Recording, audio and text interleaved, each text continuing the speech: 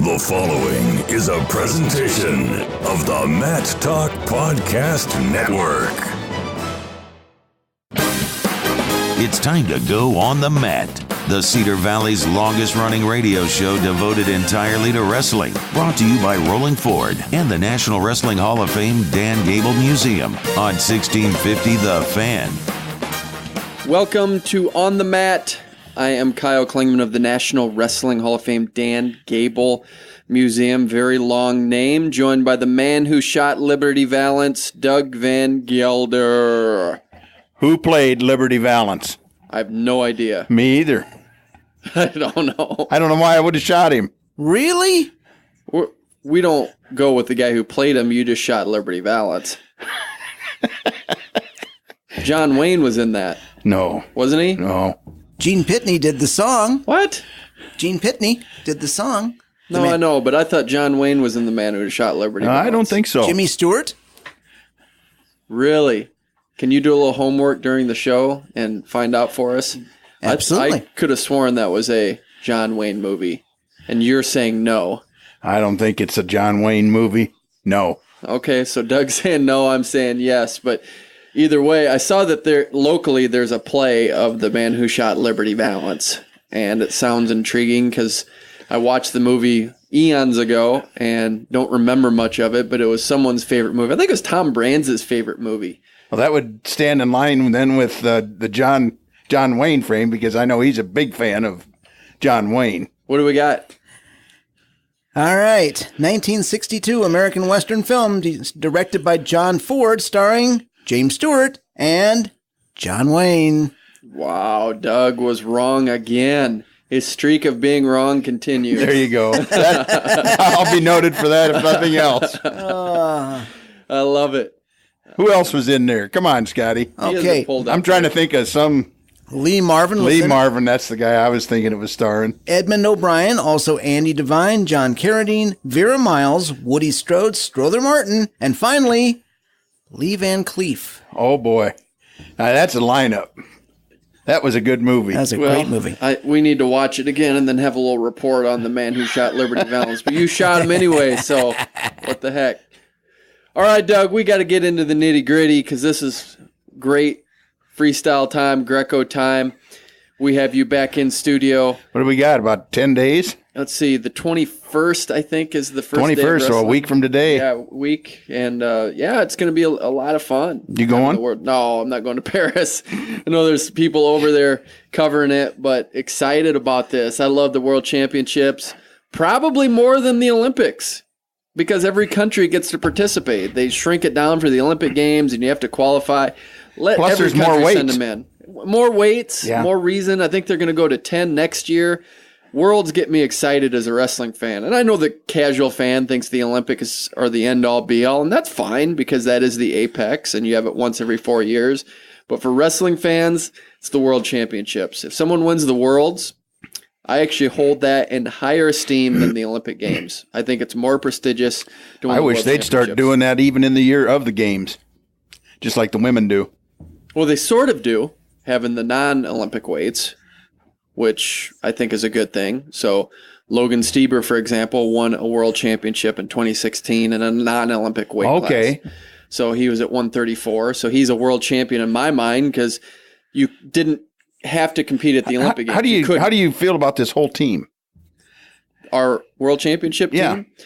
I think it's one of our best credentialed teams going in that we've had in a long time. Now, the United States freestyle team won world championships in 93 and 95. The history there is the Soviet Union broke up. They had the unified team at the 92 Olympics. And then the United States was able to capitalize, I think, in 93 and 95. And there's no coincidence that it is in Toronto, Canada in 93 and in Atlanta, Georgia in 95. So you're always going to get better calls. You're always going to have a better vibe when you are the host country. So, and they had a great team. You had the Brands brothers, you had the Schultzes, you had Kevin Jackson, on and on and on. Bruce Baumgartner was part of those teams. So you really had a melding of things coming to that point. We haven't had a world championship team title in freestyle since that point. But going in right now, credential-wise, if you go up and down the lineup, I think we're really pretty good. I think we have a solid team. I saw the UWW rankings last week. And some of those weren't rated very high. For the United States? Yeah. Well, just going on medals alone, you have Logan Stiebers, a world champion in 2016. Sure. You have Jordan Burroughs, who didn't get a medal at the 2016 Olympics, but is a 4-time world and Olympic champion. So his ranking is going to be a little bit lower because of that. You have Jaden Cox, who's coming off a bronze medal performance. You have Kyle Snyder, reigning 2-time world and Olympic champion, won it in 2015 and then 2016. And then you fill in the gaps with Nick Gwiazdowski, who's a first-time world team member. You have Thomas Gilman, who was a junior world bronze medalist. And then you have Zane Rutherford, who is making his first world team appearance. And I think there's good history in the United States of guys that have success on their first world team. So I think it's a mix of veterans along with some new guys that can really make an impact. So as far as credentials and what the possibilities are, is this a team that can win it? Yes, it can. But I think it's going to take a lot for them to do that. But I hope this is a team that fans will get excited about. The junior team won the world championship. Is that correct? Correct, by 1 point. Over Russia. Over Russia. 67-66, I think it was. I don't remember the score, but we had Jason Bryant on the program last week, and we were able to break that down. And it really is interesting because it's not like the traditional state wrestling tournament or NCAA wrestling championships where you get advancement points. Right. It's all just based on what you place. So if you get first place, you get 10 points. And so it's a little bit of a weak team system. Of course, it's great to win the world championships in anything as a team. It's catered more toward the individual, and I think those are the results that stand on their own because not many Americans are going to even remember that the world championships were won in 93 and 95. But for those diehards, it's a nice thing. And I think it bodes well for the future, it seems to me. It does, and I think that it's fun to have that element because it does bring some unity to the sport and to the United States. And I think this is a very unified team. And the future really is bright with the junior national performance or the junior world team performance. I think we have a lot going for us with that. So I'm really excited about what's going to transpire in the next 10 years with our world team. And Kyle Snyder's looking longer term than that. He says he's going to get or hopes to wrestle in the Olympics 5 times. Is that what he said? Yeah. I didn't see that quote, but yeah. I like hearing that. It's kind of a Tom Brady-esque kind of quote. I think Tom Brady for the Patriots wants to play till he's 45, I heard once, and he's 40 this year. So, hey, I wouldn't put anything past what. As long as he's got linemen like Stephen Neal, he might be able to do it. Yeah, you have that opportunity. So, and interesting news that John Smith and Carrie Colott are the women's team's coaches for the World Championships. I think that really sends a statement right now for women's wrestling, that you have 2 prominent people. John Smith, 6-time world and Olympic champion, head wrestling coach at Oklahoma State, is now the women's team coach for the world championship team. It seems to me there's kind of been a whole shift in the view towards women's wrestling. Tom Brands came out not too long ago saying it's time for the NCAA to buckle up and get women's wrestling at the collegiate level. He wrote a letter of support for the emerging sports status for the NCAA I think that's great. Include women's wrestling. I think it's fantastic. It's been slow in coming from all of them, and I applaud Tom for taking the lead on that.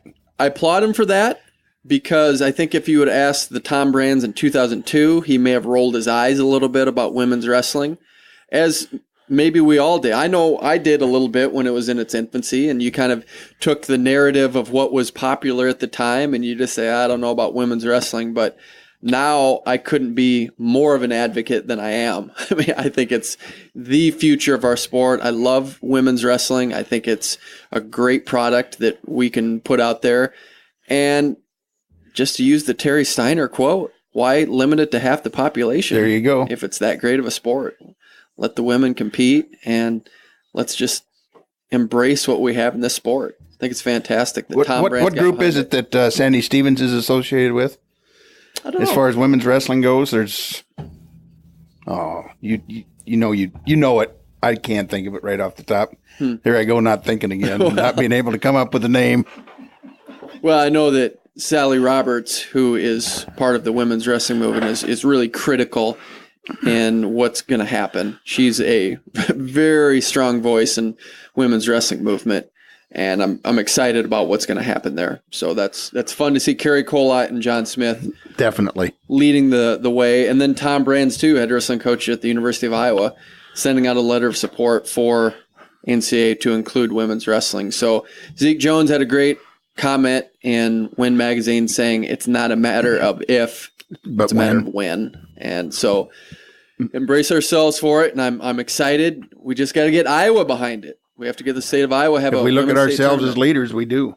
Yeah, we definitely. We've always put ourselves at the lead as far as wrestling goes and around the country, and this is an issue that can put us or cement that whole idea.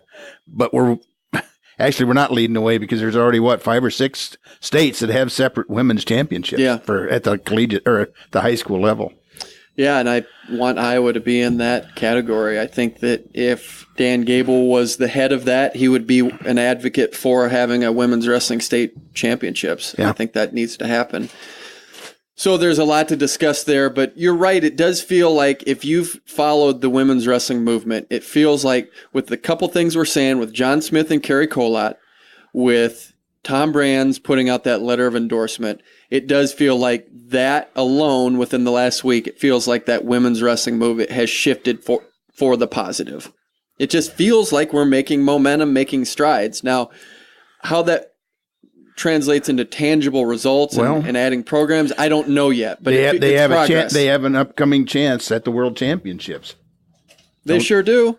To give a little more urgency to the situation. So they sure do. Let's hope they have a great tournament. But putting those names attached to it, those are big names that are saying we're behind women's wrestling. And to have males say that, and to have 3 of the biggest names in our sport right now, guys that are relevant, that says a lot about where the sport is going right now. So kudos to Tom Brands, John Smith, and Carrie Colott for being leaders in that. Terry Steiner has always been a leader since he took over the women's national team coach. Now the key is, Doug, we have to have women's results that back it up. You have to have Helen Maroulis repeat as an Olympic gold medalist. She's 2-time world champion now, and you need to have that in order to really push the agenda. That's just it. How many Helen Maroulis has never got a chance because the sport wasn't sponsored at the high school level? Yeah. You could literally say we've had dozens that were just as good as her, but never got the chance. Yeah. Give them the opportunity. Somebody say, prove it. Well, you can't disprove that. She came up, won a gold medal at the Olympics, and poof. Yeah, and there it is. Talk about moving the needle when she's talking to the Baltimore Ravens at a practice after she wins an Olympic gold medal. That establishes a lot because you're seeing that on social media. It gets out there and people are learning about that. And she's in a reputable spot. Yeah, I loved seeing that. I thought it was fantastic. Doug, we have at least one person you're familiar with. TJ Miller will be on the program today. You were his junior high coach at Holmes Junior High. We talked about this about a month ago. He has some things he wants to get off his chest. I don't know what they are. So we're just going to let him have an open forum. He has his golf tournament coming up this weekend. So it's fun when you can have a Cedar Falls native on the program who is in a position to say something about the sport. He's the head wrestling coach at Loras. He was an NCAA wrestling champion for his dad, Jim Miller, at Wartburg in 2007. So TJ Miller is going to give us his thoughts on the sport. And put a smile on my face when I read the press notice you put out. Yeah, I like having TJ on the program. It's fun to get his take on things, and he's doing a great job. Last year was really amazing in his first year as head wrestling coach. What he did there was outstanding, and now he set the precedent, and they're just going to keep moving the bar higher. So I'd love to see Loras get a trophy at the NCAA Wrestling Championships. I don't know if it's their time yet to win it. I think they could potentially be there in a few years, but just to keep moving that up and just seeing them raise their placement every year. Excited to see what Cedar Falls native TJ Miller can do. And a different angle, I've wanted to have this guy on for a couple years. Gary Calcagno, head strength coach at Oklahoma State, will be on the program, and I think there's a lot of misconceptions about... What prompted that? Did you run across him somewhere? I've gotten to know him over the last 5 years and have had conversations with him about strength and conditioning and some of the misconceptions that people have about strength and conditioning, especially in wrestling. I think a lot of times you see in wrestling there's a certain way of doing it, And I think in a lot of ways it's wrong. And so Gary will dispel some of those myths and tell us his thoughts on Oklahoma State wrestling, and to get another angle on John Smith and what he does right in the Oklahoma State wrestling room. So excited to have him on the show. Sounds like a great show. I think it's going to be a lot of fun as we move down with the final few minutes here of the first segment here. Doug, any other thoughts you have on the upcoming season? I know the World Championships are going to be our main focus, but I think of local interest, Thomas Gilman at 125.5 pounds is going to be carrying the state of Iowa. What do you think his chances are? Watching him at the World Team Trials, he came through a gauntlet to make the team. It really was a gauntlet. That was the thing that impressed me. What, he beat 3 national champions? Oh, I think it was more than that. Was it more than that? 5. Oh, I mean, yeah. You'd have to go through it, but I think it was all of the above, and then he beat the number 1 seed. So it was pretty remarkable, his run to the finals. I think he won maybe 8 matches to get there, 7 or 8. So really remarkable run. So the one thing you know with Thomas Gilman is if you have a lead, even if it's 9-0, it's not safe because he will be coming back. He will put it all out there. So I know that Mark Perry feels confident about Thomas Gilman's chances of winning the World Championships in his first year on the senior circuit. And got to say, I like having him on there just based on that performance at the World Team Trials. Excited to see. Yeah, I'm still all agog about the World Team Trials here down in Lincoln, Nebraska. My God, I can still wake up happy and smiling about some of the wrestling I saw there. Isn't that great to have a residual effect like that? It is. How that really impacted the way we view somebody the sport. different every day too. It's not just Gilman. I mean, it was just all the way up. Jaden Cox. I mean, that was just an unbelievable deal.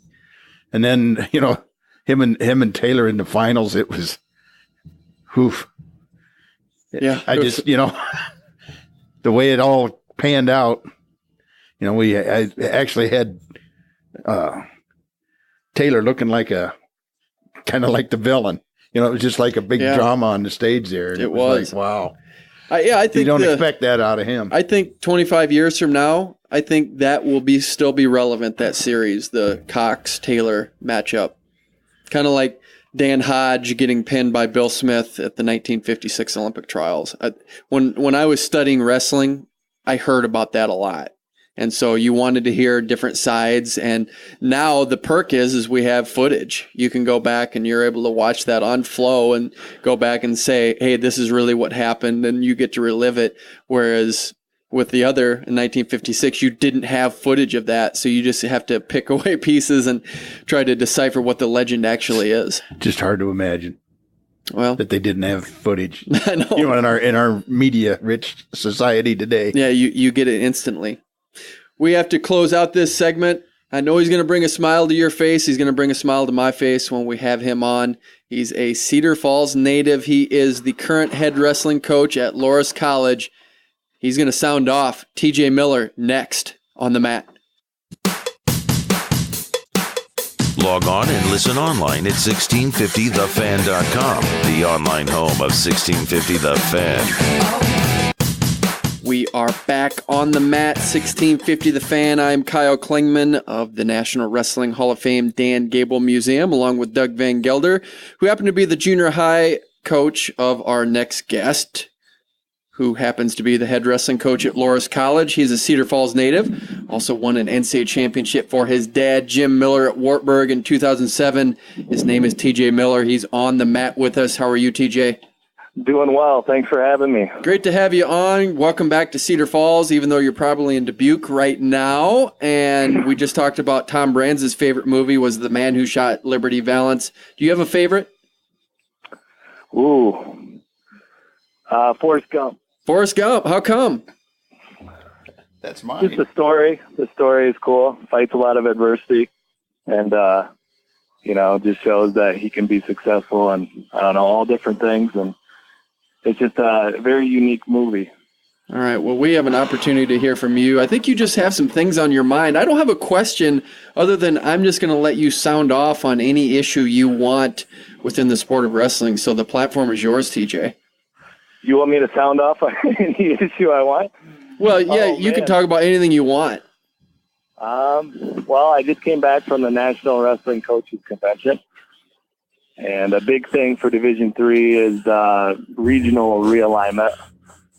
So we realized different things about that. There's 4 prongs, and equal access, geography, conference, competitiveness. They kind of gave a proposal on what maybe a new one would look like, with all those things taken accounted for. And it was being my first time being in a meeting like that. It was pretty unique.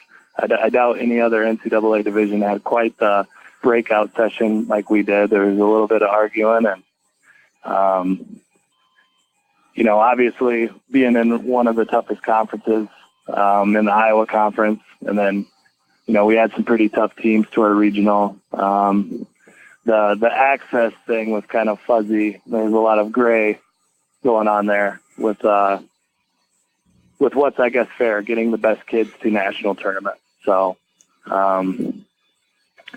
it's just kind of what we are. We're kind of just waiting to see how it's going to shake out. And, I think our regional for the most part is going to stay pretty much the same, adding a few teams. I know there's a team in Missouri, and then they were talked about adding North Central, which is in Naperville, Illinois, to our regional. So I think the biggest change was the West, where Augsburg's at. They added, so I think it was proposed to add all the UW schools to theirs, maybe with Elmhurst and a couple others. I don't have it in front of me, but so yeah, that was that. That was just a very interesting thing, something that I was very new to, and I guess I wasn't even the teams out east. It was different to hear different perspectives on what's fair and what people want and the tweaks and all that sort of stuff. So what is fair to you? What is fair? Yeah. I don't think you'll ever make everyone happy. When we, people showed historical data, and just from the last year, I mean, we had 20 All-Americans, and I want to say it was 14 or 16 was the next best, and it was a significant drop-off just from our regional. So, I mean, I think it's doable to do some kind of RPI, kind of like Division I's doing. I think NAIA is jumping on board with that. And NAIA is really spread all over the nation. There needs to be some kind of plan. They need to get a bunch of different people together to figure out a way to do that. I think it's doable. I think a lot of teams do a Christmas trip. I think there's ways that you could, see different competition across the board around D3, and I think you could use that. Obviously, you got the national duels over in Fort Wayne. I know that doesn't work out for everybody, but I think a lot of the teams, they fundraise and they save up to, travel. So I think for the most part, an RPI would probably be a fair way to do it. So do you think that the national team champion should be decided through a dual mate tournament rather than the individual tournament? No. You don't. And why is that? What goes into that? If there's not an equitable system to qualify someone for the nationals, why not just decide it through dual mates? I just think, your strength of your team, it would take a lot away from the individuality of the whole sport, which for me as an athlete, I like.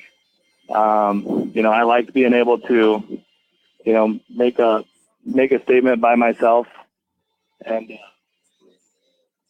I like to be able to qualify and be able to stand on the mat by myself and not rely on my teammates. And I know that doesn't really sound like the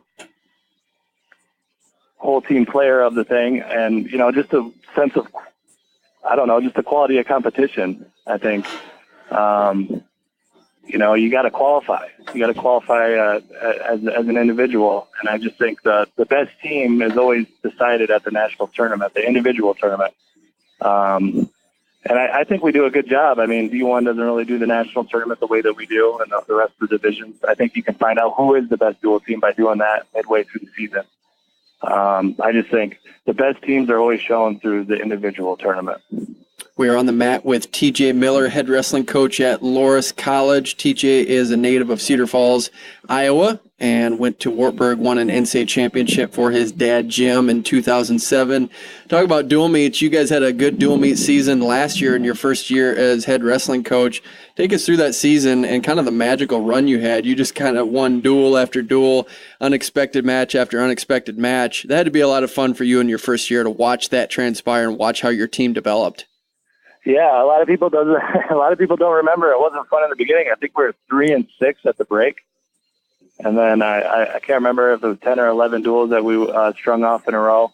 It was kind of what we talked about when we came back after Christmas break. We talked about that we wanted to be the most improved team in the nation. And we kind of just focused on that, just one at a time. We made every practice real important. And we talked about how each practice and each day was, we were going to have a purpose and a focus on this is what we're going to improve on. And, it was kind of one of those things where you get a tunnel vision and all of a sudden you look up and you're like, holy cow, we've won how many in a row, and we've beaten teams that we haven't beaten in a very long time, or maybe we beat a combination of teams that we've never beat in history of our program. And, it was pretty surreal, just to be able to look at, now that I've had time to kind of reflect on everything, a part of you is like, man, how'd that happen? And then a part of you is like, you kind of knew that we were capable of that, if we just stuck to the game plan and, just focused on ourselves pretty much. Was the transition from assistant coach to head coach as daunting as you thought it might be? In the beginning, it was a little bit because, it was trying to find my head assistant, and I was really working hard on that pretty much all the way up until August. And then, there's a lot of administrative things that you maybe as an assistant you took for granted that you didn't have to deal with when it comes to like insurance and paperwork and all these other things and just planning, scheduling and your trips and all that stuff. So now that I've, done it once, it's been pretty easy. I have a new definition of what hard is now. What I thought was hard probably at this time last year really isn't. I got it all planned out. Everything is pretty much in order. So now, at first, yeah, it was a little bit overwhelming, but it didn't last long once we got into the season. What do you feel like your athletic administration wants out of your program? Do they expect national championships, or are they just leaving you alone and saying do the best you can? We have a really good administration. We got a really good support group here at Loras. It's been clear to our entire athletic department that we want to win, but we also want to do things right, academically as well. And, they want to see kids graduate, and they want to see our roster size, retention rate and all that increase. Just with the Iowa Conference with enrollment being down, that's, everyone kind of has dealt with that over the last few years. But no, man, we have a really good support group. Denise Edelhoffen's our athletic director. She's very hands-on with our NCAA regional. I think I think some coaches were thinking I was joking. I literally just moved mats to the regional, set them up, and got some of my wrestlers, the backups and everything to work. She took care of literally everything. She even took care of weigh-ins. I know I had a coach come up and contact me and like, man, we didn't even have to do weigh-ins this year. And so it's pretty unique deal that we have here at Loras. And, it all starts with the top with Denise. And, she wants to win, but she's always there to help you too. So, it's just a great situation to have here. We are on the mat with Loras head wrestling coach TJ Miller. You have a golf outing coming up this weekend. What does that do for your program? Well, one, it's a big fundraiser. It's our biggest fundraiser of the year. Another thing is it kind of gets, we have all of our current rosters and we invite all of our alumni to come back to it. So it kind of creates a family atmosphere. A lot of the new guys will learn some old traditions, and sometimes they're good and sometimes they're bad. But it brings just a unique family camaraderie just to our sport here at Loras, where you got guys that have wrestled all the way back in the 60s and 70s that are getting to know the current guys on the roster and vice versa. And besides the fundraising is nice because we get to do some special things like go to Nashville and stay in hotels and do all the things that we get to do, drive charter buses rather than rent vans and all that stuff. So but besides the fundraising, it's a very unique thing. I've been to a lot of golf outings for different teams, and this one's just it's a lot different. It's just a unique thing. It's hard to explain just how proud a lot of the alumni is of Loras Wrestling. How do you get Loras Wrestling on the map in Dubuque? Well, winning helps. I think what we did last year helps a lot. You get a lot more notoriety when you're winning rather than when you're losing. I was here. My first year here. We're 2-13. I don't think that was really helping our cause with getting us on the map. I think, we opened up some eyes a little bit with our sixth place finish, and our SID. I will say it now, and I'll say it many times, is the best SID in Division III. Just how fast he gets news out there to everybody. The highlights, the highlight clips from each dual meet, whether it's here or, in BV, whether he's there or not, I don't know how he does it, but he has ways to just get it out to everybody. And I think obviously number one is winning. You get a lot more positive press in the paper and everywhere else on the internet and everything, and through rankings and all that stuff. So if we just keep kind of moving forward and doing what we know what to do and focus on ourselves, I think we'll be on the map here shortly. As a coach, do you want your athletes focusing on an end result, whether it's winning a team title or winning an individual title? Do you set that up and establish, hey, our goal this season is to get a trophy? Do you want to establish that, or what's your philosophy on how you get the best out of each athlete? A lot of it's got to be based on the individual. You got guys all over the spectrum. You got guys like Guy Patron that comes in and he wants to be a national champ or a multinational champ, and then you got a guy that wants to make the team, and then you got a guy that maybe just wants to, be a part of the team and get better. Maybe he was varsity only a year or something at school, so that's why D3 is so unique. It's kind of all over the place. It's no secret. People know that I want to get a trophy. It's never happened before, but I don't sit and focus on that. We focus on just day to day, each practice, each lift, each conditioning session that we have, or, an individual technique session with a one-on-one. There's really no broad way of this. I don't go to every practice and say, hey, we got to get a trophy. We're going to get a trophy. And I don't put all that stuff, out on them. That's a goal. That's an overall goal that, we would want to get. But, we just kind of focus on the day that's ahead of us, and we just try to put our head down and work one day at a time. And, I just tell them, when you're able to do that and focus on just getting better one day at a time, all of a sudden, things like last year happen where you look back and you're like, man, how'd that happen? So I guess we just try to focus on the task at hand. We are on the mat with Loras head wrestling coach TJ Miller. He won an NCAA championship for Wartburg for his dad, Jim, in 2007. How are you and your dad different as coaches? I'm a lot taller and probably a little bit better looking. Think so? More hair? Definitely more hair. Yeah, definitely got a full head of hair. I check it now that I'm about to turn 33, so I'm always kind of checking now, getting a little paranoid as I get older. But I think I'm pretty safe so far. I would say he was a lot better at delegating to his assistants, probably better than I was. And he has a way with words. Even when I talk to him, or I hear him get up and speak, it's like, God, he just made exactly what I try to preach all the time sound so much more simpler. And it's hard to explain until you actually hear him talk. He just simplified everything, between do it anyway, shut up and win was when I went to one time. It was my favorite practice. He just erased everything on the board and just put shut up and win. And it was profound effect on everybody. And it was one of the best practices I ever had.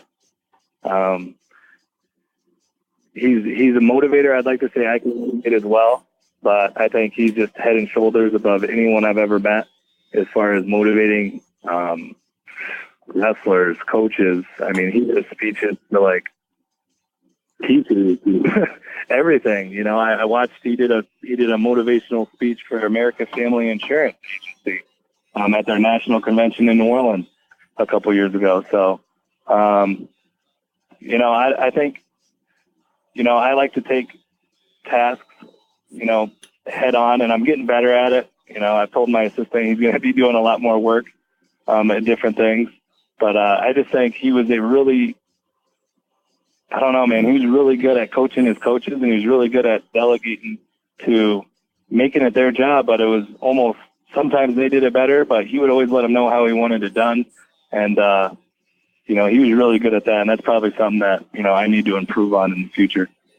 We have been on the mat with Loras head wrestling coach TJ Miller. Always fun to have you on the line. I know Doug Van Gelder is a huge fan of yours, and we still got to get over to a meet and have Doug belt out something for Loras. I think it's really going to take your program to the next level, just having Doug in the stands. Yeah, I want him there just so, you know, if we get a guy in the back, he yells his, you know, his signature squeeze. His squeeze, where he's just yelling squeeze, and it shakes the whole arena. Maybe we could get you guys over for the University of Dubuque duel. That's a pretty good duel. There was a lot of people there last year. What's the date? I'll be there. It's February 3rd, first Friday in February. I'll make that commitment right now, Kyle. February 3rd, we got it down. We appreciate. But that's a Friday. Don't quote me. Okay, Friday in February. You'll have time to change it. We'll check that out. Thanks for coming on the program. It won't be the last time. We've been talking with TJ Miller, head wrestling coach at Loras. Up next, Oklahoma State head strength coach for wrestling, Gary Calcagno, next on the mat. 24 hours a day, 7 days a week. When all you want is sports, all you need is 1650 The Fan. We are back on the mat, 1650 The Fan. I am Kyle Klingman of the National Wrestling Hall of Fame Dan Gable Museum, along with Doug Van Gelder, our final guest, someone I've wanted to have on for a couple years. It's finally happening right now. He's the head strength and conditioning coach for wrestling at Oklahoma State, but he says you can just call him the man, Gary Calcagno. He's on the mat with us. How are you, Gary? I'm good. How are you guys doing? Great. Glad to be on. Hey, I know, man, you're busy with stuff. You have football going on right now. You feel good about the football team? Yes, we have a chance to be pretty good, honestly. Everybody's got a little excitement going as far as Oklahoma State Cowboys are concerned, and Coach Gundy's done a good job, who is a former wrestler, by the way.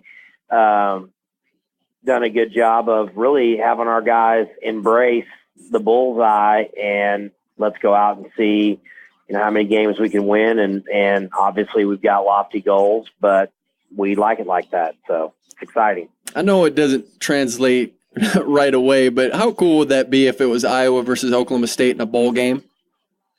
You know, what's funny? I've thought about that so many times because I have great respect for the University of Iowa's football program, well, wrestling as well, but their football program is a lot like our football program. They're a developmental school.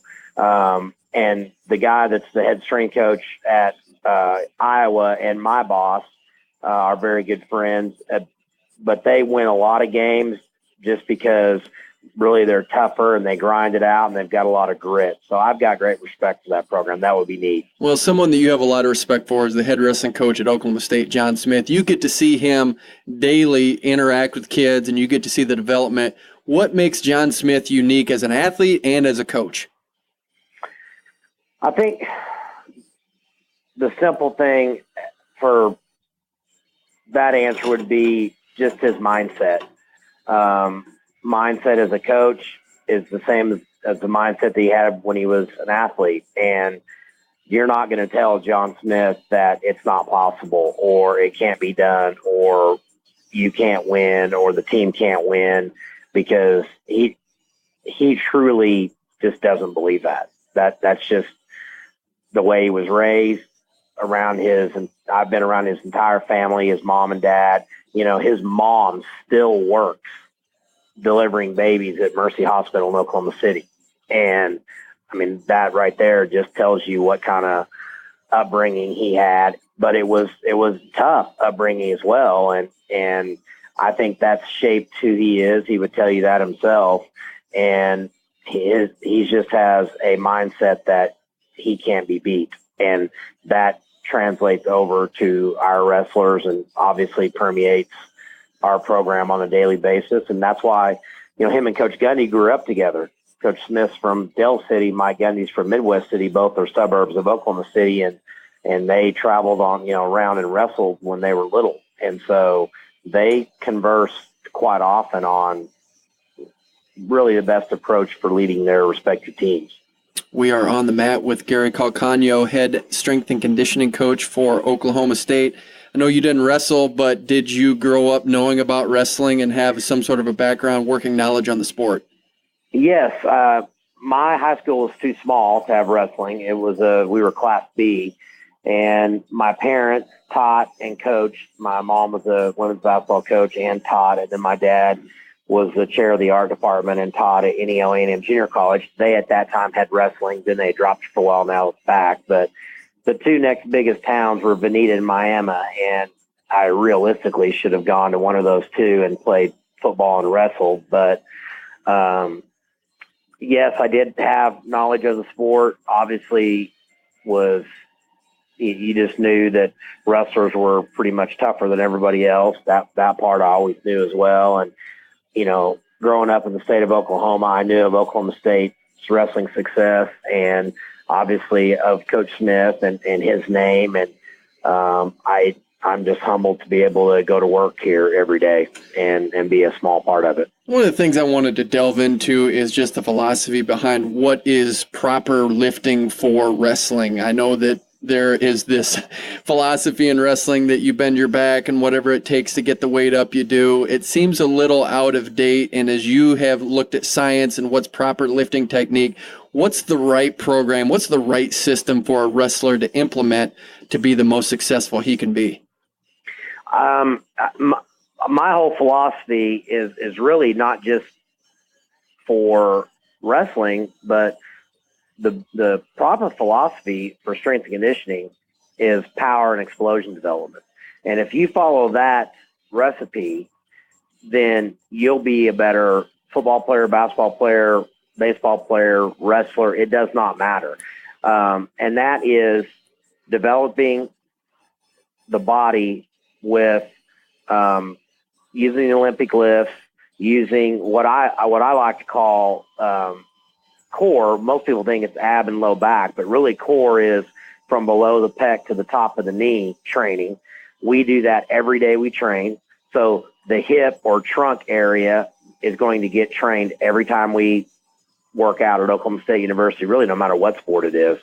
But yes, I agree. That old mindset, and Coach Smith had talked to me a little bit about that, just some of the stuff that he had done, and he's like, I really didn't know what I was doing. Well, part of that is he could do whatever. He is Michael Jordan, so anything he does is going to work. But how do we get our guys to be the most explosive and powerful we can? And that's to train for explosion and power. And so when you're in the weight room, it's proper technique. We teach them correctly. The day they walk in, we're on them about proper breathing. And, really we take each Olympic lift and we chop it up. We go from the top down. And it's going to take a little bit to do the complete lift, the clean from the floor and that type of stuff. But in the end, you're really doing cut up versions of it anyway. So you're still getting the extension of 3 joints, hip, knee, and ankle training. And that's going to correlate to power and explosion. If those 3 joints are moving, then you're going to extend your hips and you're going to get more power and explosion. So the fact of the matter is, that's how we train for success at Oklahoma State in all sports. And it's not just, grind through it and that's the way wrestling is. Well, no, really that's a conditioning-based approach. And to me, that's really not how you train in 2017. We're on the mat with Gary Calcagno, head strength and conditioning coach for Oklahoma State Wrestling. And when we talk about strength and conditioning and what it means to an athlete, have you seen times where you say, okay, the strength and conditioning program we have is translated into points or it's translated into success on the mat? I know it's anecdotal, but as the coach of strength and conditioning, have you seen that transpire on the mat? Yeah, and I'll give you a perfect example. A lot of people may know him as the assistant at North Carolina, but Neil Erzman was a lightly recruited, walked in the door, tough guy from Kansas, just worked and worked and worked every day. He was in the weight room every day. He was in the wrestling room, made himself into a starter, made himself into a guy we could count on. Did he go on to win All-American and national championships? No, but what he did in the weight room and how he separated himself with his work ethic, to me, is a success story in and of itself. And I think that's what you got to look at. The great ones, they're going to get there at some point. I, a lot of times, find, a lot of satisfaction in watching a guy like that get to be a starter at Oklahoma State, and now look what he's doing, as a member of Coleman Scott's staff in North Carolina. So that's just a little example off the top of my head. When you put these guys through a workout, the power and explosion and just what you described, you have your time with them in the weight room.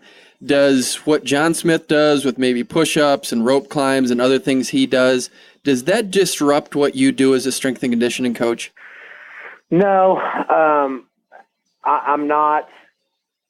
It's two different energy systems. When I do it, we're training the ATP-PC and the glycogen, and like I said, we're training for power and explosion. So then at the second half of my workout, we're always going to start on the platform.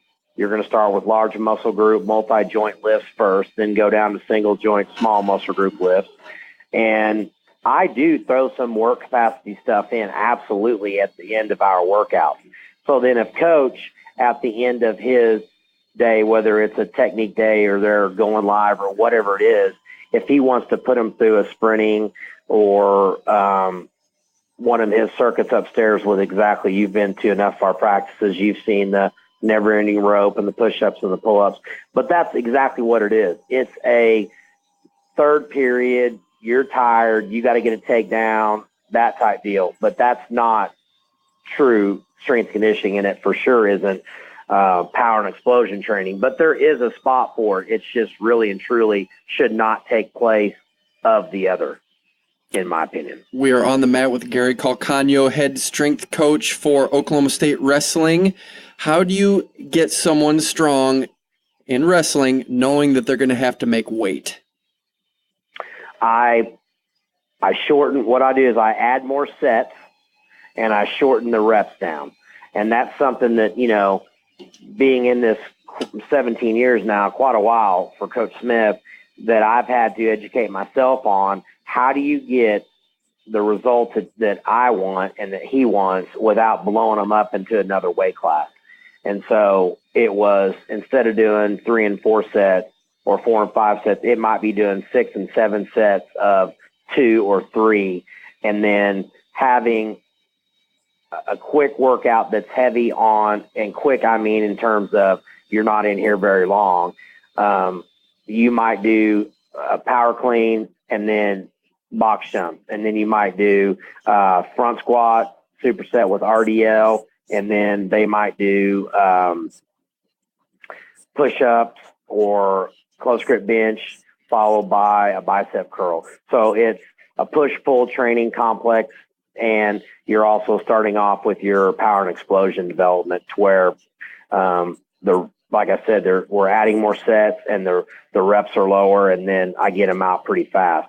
And once we get past the power clean portion of it, then I will manipulate their rest time and push them through it a lot quicker, or add the superset to where they're getting more burn and more, what my boss, Rob Glass, likes to call more work capacity, which a lot of wrestlers and old wrestling coaches and old wrestlers, that terminology is really what they've been through in some of their lifting when they were getting started. And for sure in wrestling, it's really work capacity training is what it's just a different way to say it. John Smith, of course, is the head wrestling coach at Oklahoma State. Does he delegate out the strength and conditioning to you completely and let you have it? Yes, until there's a time of the year, and this is the genius that he is.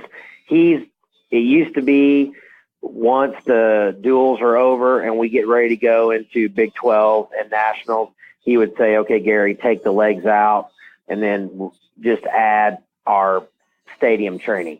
But in the last several years, he's moved that piece of the puzzle around. Sometimes it's been later, sometimes it's been earlier, sometimes it's been really early, like early in February, and we've done it.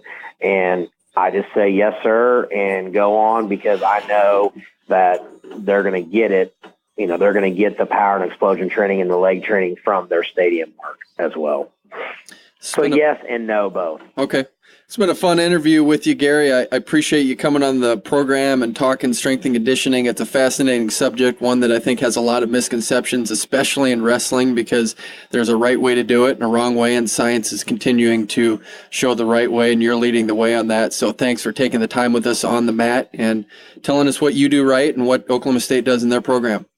Absolutely, and thank you for having me on. All right, that was a lot of fun with Gary Calcagno, head strength and conditioning coach for Oklahoma State. I know you probably grew up in the era of bad lifting form and whatever it takes to get the weight off your chest or a curl, Doug, but your thoughts on that interview? I never remember doing any weight training. You didn't do any? No. It was kind of, for a while there, it wasn't popular to do because they thought you'd get too strong and bulky, so you never thought you had to do it. Just push-ups and pull-ups and things during practice. Yeah, so, rope climbing and push-ups, sit-ups were a big thing. Yeah. I had the school record for a while. Yeah, well, it would have been fun to see Doug on strength and conditioning training. Who knows how strong this guy would have gotten. It's been a fun show. It's fun to have TJ Miller on the program to talk about what's going on at Loras. The golf tournament is this weekend, and it was fun to just get into the world of strength and conditioning with Gary Calcagno. For Doug Van Gelder, Gary Calcagno, and TJ Miller, I'm Kyle Klingman. You've been listening to On the Mat on 1650 The Fan. You've been listening to On the Mat, the Cedar Valley's longest-running radio show devoted entirely to wrestling. Brought to you by Rolling Ford and the National Wrestling Hall of Fame Dan Gable Museum on 1650 The Fan.